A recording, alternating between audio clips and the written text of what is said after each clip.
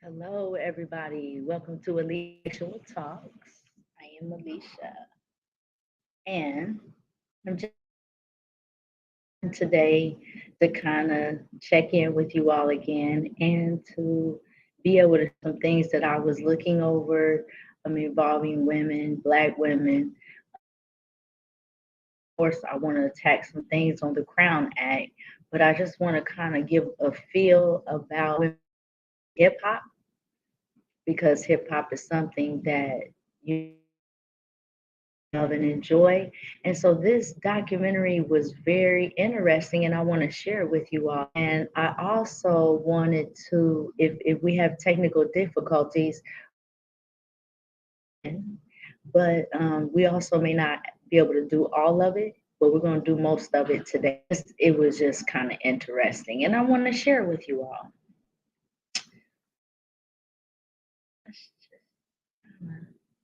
I hope I'm going to give time for people to come on in. Come on in. Making sure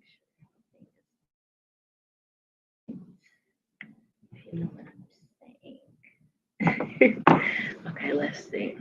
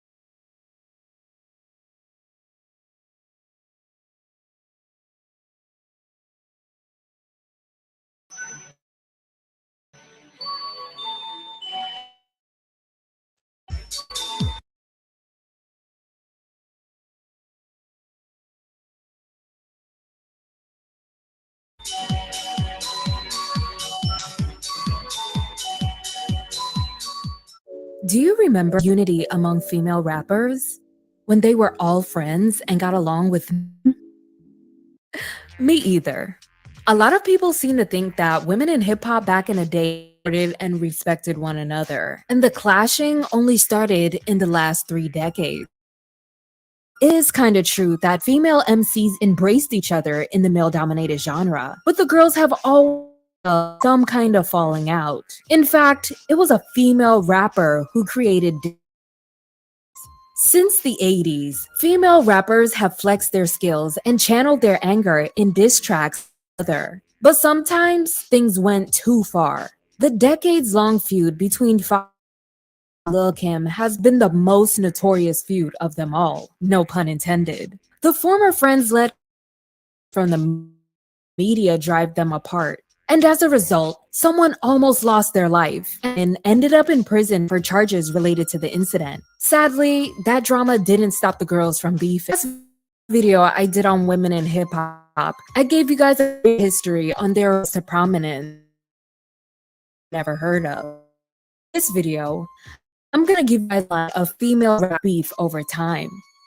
I'm not gonna mention every single conflict that ever existed between female rappers, and I'm going to spend much time talking about petty social media back and forth drama between the new generation of girls. This is the women who put it in the music or took it to the streets. This is the female rap beef and feuds. Fight and two top R&B artists are caught in the middle. Lil Kim. Long as I got confirmation I was sprayed with, so I dropped it.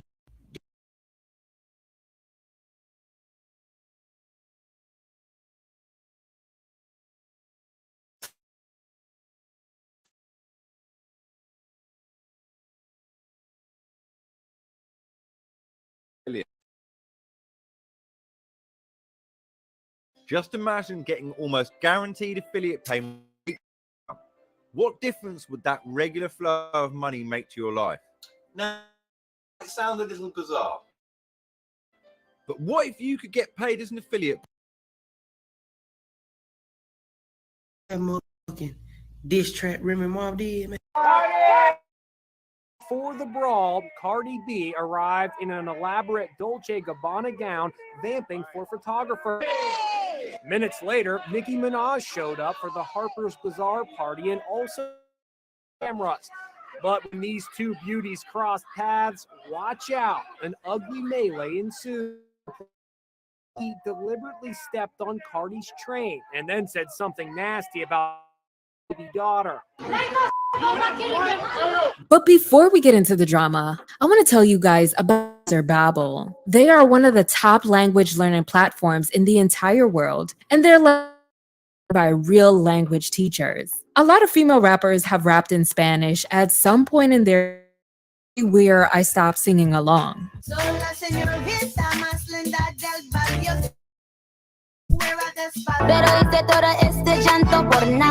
With my spring break and summer vacations coming, I get a little more fluent in Spanish and learn how to roll my R's better with Spanish-speaking people. Luckily, Babbel's speech recognition feature will help me improve my pronunciation and online courses in 13 languages, multiple cool ways to learn. And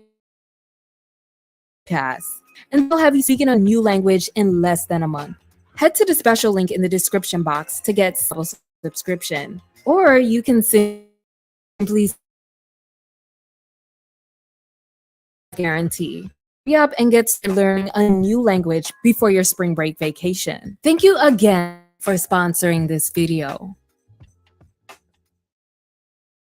In a 14-year-old aspiring rapper named Lolita Shantae Gooden started the first native was a part of the Juice collective rap named TFO, whose best-known single is Roxanne Roxanne. The B-side of their single was a misogynistic response to women who turned down their advances. The group on a local show being produced by Shantae's neighbor Marley Marl and Mr. Magic. Frustrated with their failure to concert, the two promoters, along with Tyrone Williams, had a discussion outside the house resided. Shantae overheard the conversation and offered to record a revenge response to Roxanne Roxanne under the moniker Roxanne Shantae.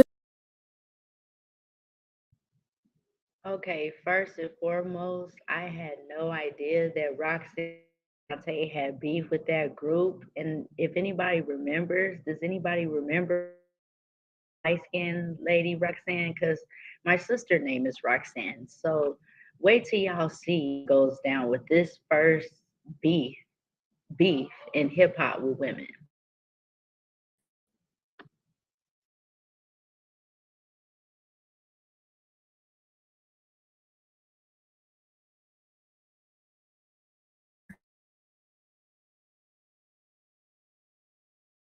For 7 minutes, Roxanne. The track was titled Roxanne.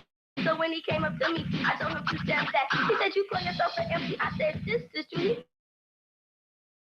Empties must be better listen very close, because I don't say this every day. My name is Roxanne, and they call me Shantae, but every time I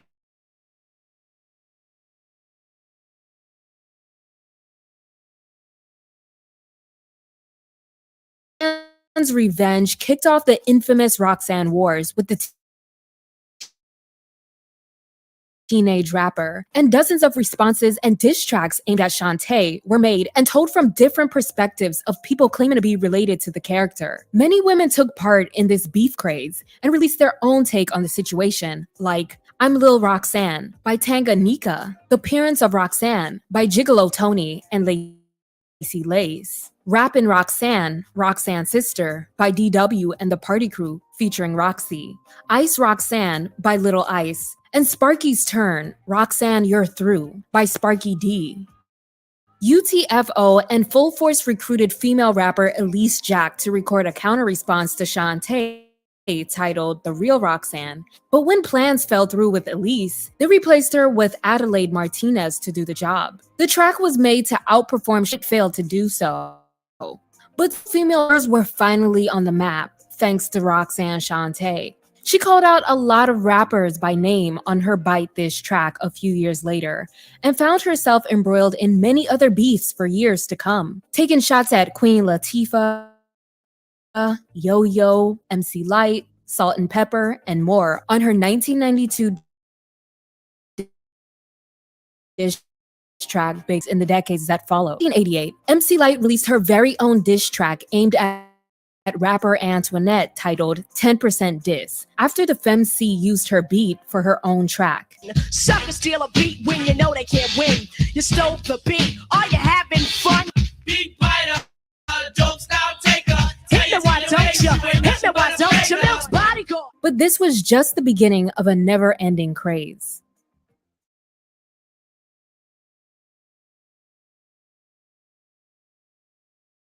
Hi, I'm Kevin Roach from a Very right. So far, we understand how it went with Roxanne Shantae. It went with her to a beef. Now it's going on to MC Lyte. And then did you hear how she was calling out Roxanne for people like that? So it's just interesting because, you know, we're being a little stigma as women, and we always need to go into history to figure out how to undo things and redo. Documentary is very motivating. You're watching Alicia and Talks Unpopular Conversation, and today we're just talking about Black females in hip hop.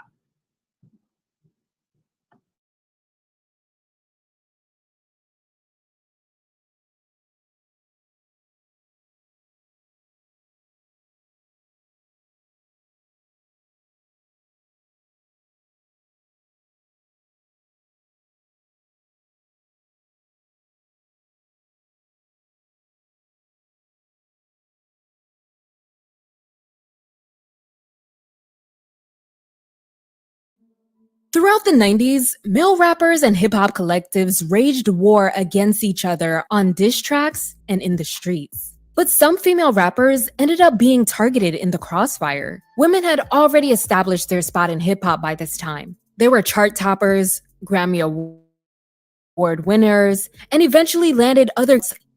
On the rise in the middle of the decade were two young femcs from Brooklyn, Kimberly Lil Kim Jones and Inga Foxy Brown Marshan. Kim and Foxy started out as high school friends who ended up joining all-male rap collectives. Both girls broke through the industry as their careers were nearly identical rap styles. Both were under Lance Rivera's management. Both featured on the remix to Total's No One Else in 1995. They ended up releasing their debut albums just 1 week apart from each other in November 1996. And both ladies shared a cover on The Source magazine for their February 1997 issue. But Kim and Foxy had to deal with non-stop comparisons and rivalry rumors. But they always remained friendly and denounced the rumor. Foxy telling The Source, "People be acting like me and Lil Kim are the Thelma and Louise of rap music. But Kim is my girl. I went out and bought her record the first day it came out because we've known each other for a while. We used to talk on the phone about trying to get a deal and stuff like that. I want us to do a song together. Something that would bring the Il Nana vibe together with her Queen Bee style. Like a female version of Brooklyn's finest." End quote. Listen, coming up, we got my girl, a joint for my girl. That's right, y'all. Brown, that's right, Fox Brown. New joint coming out, about to hit y'all. Off her new album, we got her first single featuring Black Street.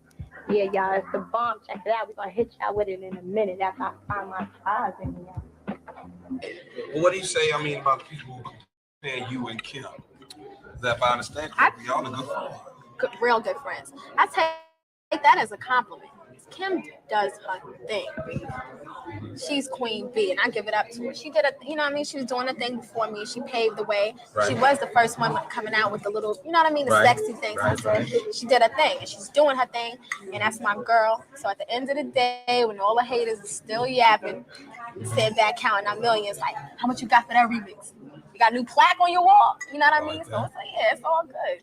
Foxy even gave Kim a shout out on her Il Nana title track. Later in the year, then Def Jam CEO Leor Cohen offered Kim and Foxy $500,000 each to record an album together to be titled Thelma and Louise. Both women declined the offer, and this move finally solidified the feud rumors. Though both women continued to downplay the gossip, behind the scenes, their egos started clashing. Jealousy came into play and ended their friendship, and they unleashed subliminal disses towards each other in lyrics. The actual reason for their falling out is still unknown, but it has been said by different sources that it had to do with both women wearing the same jumpsuit for their album shoot. Foxy also appeared on the Apollo after Kim, wearing a similar look. Kim Osario, journalist and former editor-in-chief of The Source, said, "I remember hearing that one had borrowed the outfit from the other, and that led them to not speaking. Whatever the reason, it seemed trivial to everyone around." End quote. Both women covered Vibe magazine for their February 1998 cover, featuring Method Man, LL Cool J, Busta Rhymes, Master P, Missy Elliott, and Lauryn Hill. Later in the year, covered she was the person that helped Nas and his crew, but finally admitted that the two were no longer friends, saying, "It didn't have to do with Kim and I personally. It was just the people around us." On the subject of the Thelma and Louise project, she said, "At the time we were supposed to record, we weren't speaking. Un came to me and said, you all can hear me. Welcome to Alicia Talks. But doesn't this sound very repetitive with rappers? Is that they always get into a few based off other people, based off their, you know, there's something deep about being a fan. I'm starting to think that sometimes it could be a idol worshiper, but that's another story. But I didn't know about this feud as well between Little Kim. I knew they had a beef, but I didn't know of what entailed in the beef. This may not be a direct or clear absolute source, but it sounds good, doesn't it? So you all tell me what you think, and we're gonna continue to see what happened between the two, and it explains like what's happening right now. I want to give a shout out to Foxy Brown because I kind of Little Kim, but I just kind of do not appreciate how the music has treated Foxy Brown. I don't like it.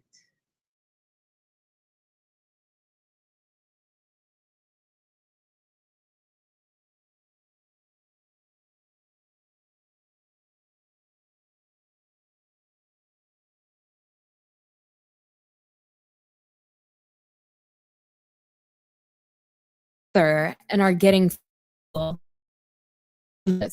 I was talking to a dial tone. Foxy went on to say that she's studio to record anyway. Kim never showed up. But Foxy went on to thank Kim, first person to reach out to her when her and her mother were robbed at gunpoint that past July. Kim side of the story, she says, like, Foxy and I were supposed to do this Thelma and Louise song, and I thought it was a great idea for us to do it, but there was a lot of attitude going on between the both of us. I'm older than her, let me take control, but the feedback I got was not nice. I called her and asked her if we could do it.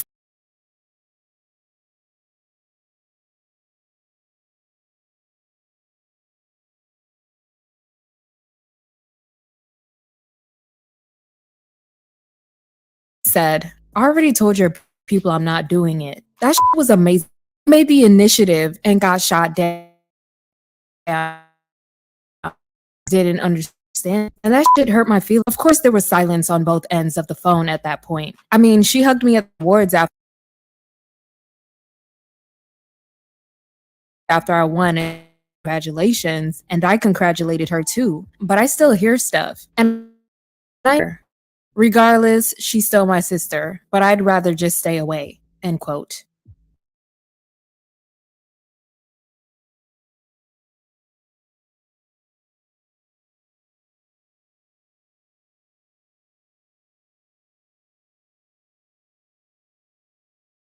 cheaper.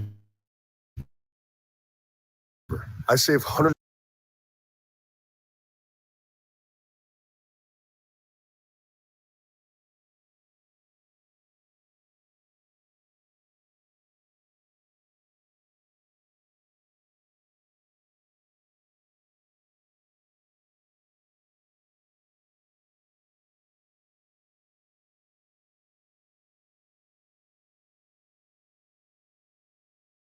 Foxy Brown's second album, China Doll, arrived in January 1999, and people took notice to her taking shots at Kim on the track My Life.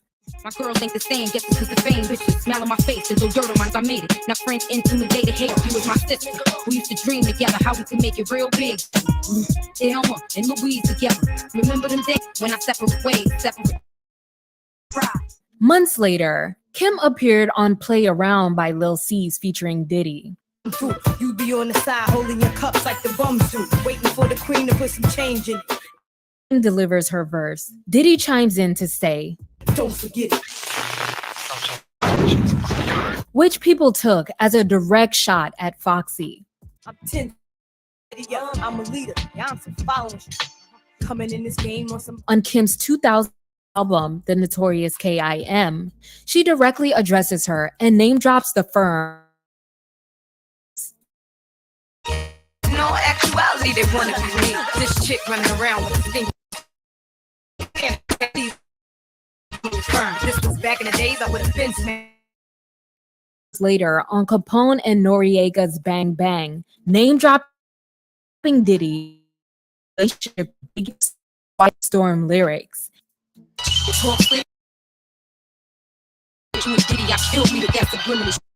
Hot damn hoe, here we go again. Like it's a rock. Hot damn hoe, here we go again. Pop it like a cop, lightweight as your rock. Let the rest in peace and hop off this. Do you? And just a few months later, shots fired. On February 26, 2001, as Lil Kim and her are leaving the Hot 97 radio station, they encountered Capone and others. An altercation erupted, 21 shots rang out, and someone from Foxy says she tried to reach out to Kim after the incident to smooth things over. Her efforts didn't work. You did by the streets. It's still rain. Isn't this kind of like throwing fuel on the fire? After 2-3 years of just being verbal, I felt like I owed it to my fans. Foxy says Lil Kim pointed similar lyrics at her first. Foxy Brown, who was working on her new album at the time of the shooting, has invited Lil Kim and her crew. We just want to stop it. We just want to say, look, let's put an end to it. Thank you, AJ. Many people were locked up for their involvement in the altercation, including Kim, who committed She was questioned during the 3 separate grand jury appearances about whether 2 of her associates were present. Security footage was obtained that showed her next to the 2 individuals before bullets. And for that very reason, Lil Kim was sentenced to 1 year in prison for 3 counts of perjury and conspiracy.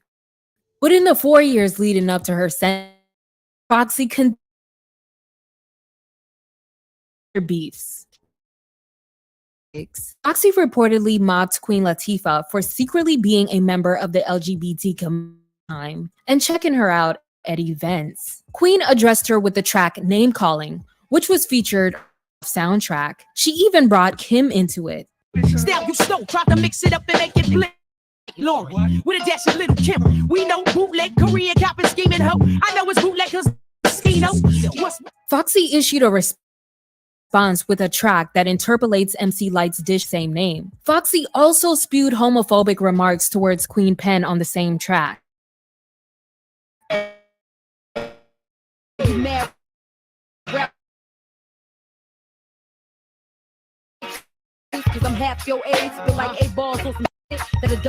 Foxy in a whole a physical altercation erupted, but was broken up by Fox. Queen Pen ran into a short time after, and the same exact thing happened. Queen Latifah responded with a second calling. This time, She called Foxy's music and performances weak and accused her of sensuality.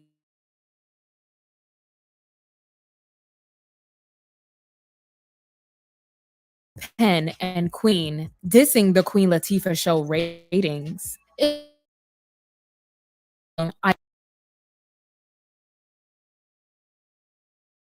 And we're live. This is Alicia, Intellectual Talks. Thank you all for coming and tuning in to us looking at this hip hop documentary. We're not going to see all of it today. We're going to see most of it tomorrow. We're Facebook Live, we're YouTube Live, and we're also on Alicia Intellectual Talks Live. So show love, share, do whatever you feel to express women.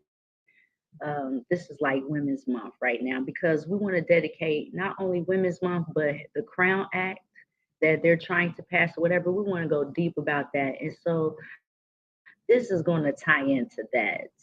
We want to see how women really have reacted in hip hop, but not only that, do you all see the repetitive, how it always comes in cycles and in circles of the same things that happen?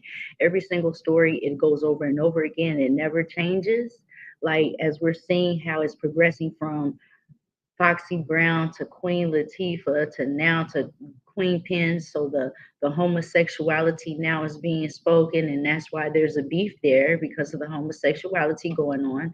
And let's see, because like we look at Queen Latifah, we love her, and so we didn't know she had hidden beefs in the streets. We didn't know Queen. Then we didn't know Queen Pen had beefs. You know, you guys. So let's just look at it because when you, especially shout out to all the people that love hip hop, that love lyrics, period, even in R&B, just any song, any music, that just love the way people write, their forms, their patterns. That's a wonderful thing to see how people are really genuinely artists. They're really genuinely poets. They're really genuinely somebody that has something to say. Hip hop is deeper than just rap, like what they call is rapping. It's words being put together in an art form. So I want y'all to see how these women was getting down with the hip hop because y'all bros be trying to kill each other when really hip hop was based off putting your words on the wax to battle. You know, knowledge. Knowledge is power, you guys. Power.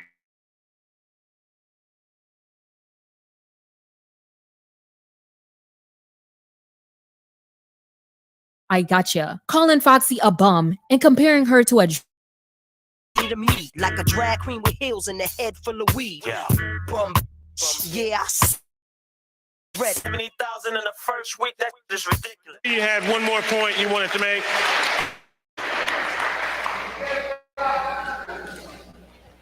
I just want to say one thing.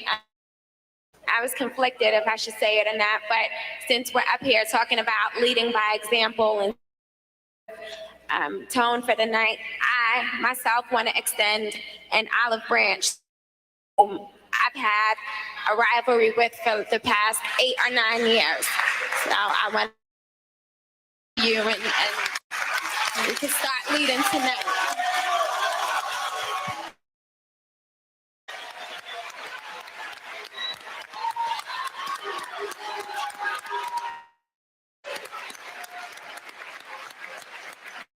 All right. That's a very powerful message. newcomer Eve also had their own set of issues. Foxy, who was engaged to rapper Corrupt at the time, having an affair with DMX, who was also married at the time, during the recording of Dog and a Fox. This resulted in beef between both male rappers, and tension brewed between her and Eve of X's crew. She ended up taking shots at both Foxy and Lil Kim on Let Me Blow Your Mind or What, accusing them of using ghostwriters and being too concerned with fashion. Writing well, too concerned with fashion. None of you ain't Giselle, can't walk and imagine. Your chance. God made Adam, he should have made him.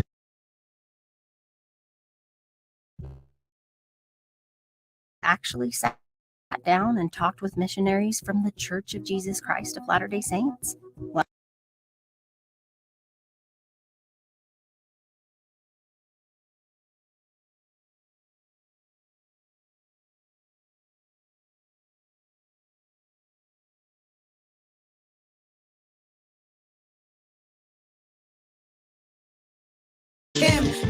And her and Foxy went back and forth on tracks for a while.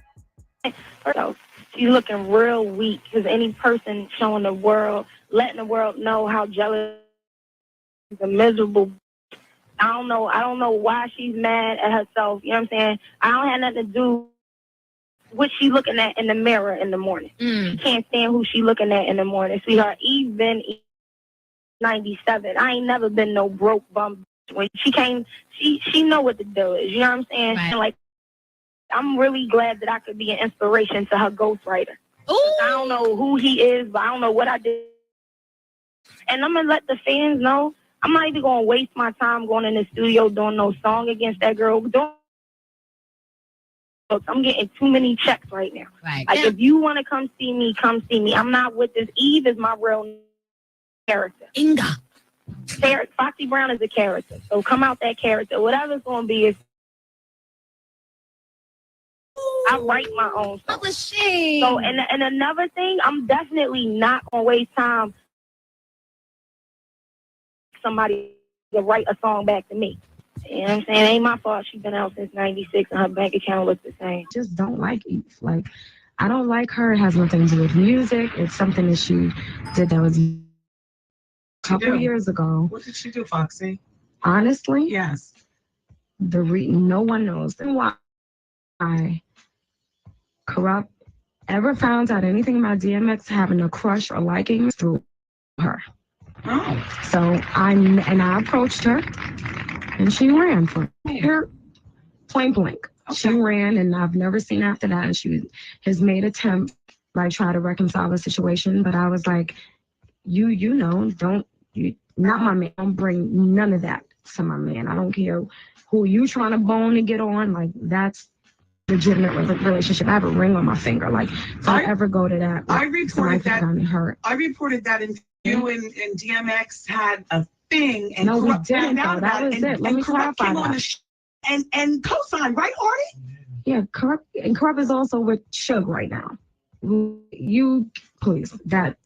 Let me just be honest and tell you exactly, because I'm being real honest right now. Okay. No, DMX and I never had anything. What happened? Tour called Survival of the Illest, a Def Jam tour, and we were in Philly. I came out to perform with Corman, who was the opening act. We were at a club together, and being that Foxy Brown and DMX were the two, like, shout out to Foxy Brown and DMX in the house in the same sentence, right? In Philly. Your girl now, who's sitting in the corner with, I don't even want to go there, but who was she with? Some girls. Oh. How you doing? Oh, okay. Him, she was like, look, I'm about to get down with Rough Riders. DMX is trying to get at your girl. Okay. He likes your girl. Calling out names. Oh, wow. Which could have gotten somebody hurt. Right. And I told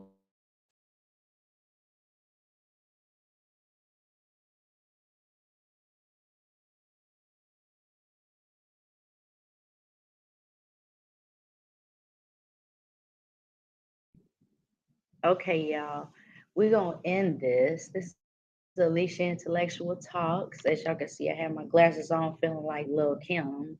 You know what I'm saying? Thank you all for coming and joining. And just speaking before we leave about that last segment with Eve. You know, that's kind of deep, right? That Eve got into it, because look, are we paying attention to Eve's life now? Like, Eve doesn't, I don't think, even want to deal with hip hop anymore. Or just some of the things that she was saying back then, and I'm just looking at her now. I don't think that it was fair to talk down on Foxy Brown like that. You know, you do have to pave the way and pay honor and homage to people that come before you. I think that's just natural respect. I think that's respect. And I love Eve, but I just don't like when I pay attention to people's character and how they go about doing things. And I think that that's wrong for a woman to ever get into the mix of women when they want to cheat, or if they want to deal with another man. If y'all ain't friends, it's just stay out of it, because you know it's going to cause problems. You know what I'm saying? So thank you all for coming. This is Alicia Intellectual Talks, Unpopular Conversation. I'll catch y'all again. Peace.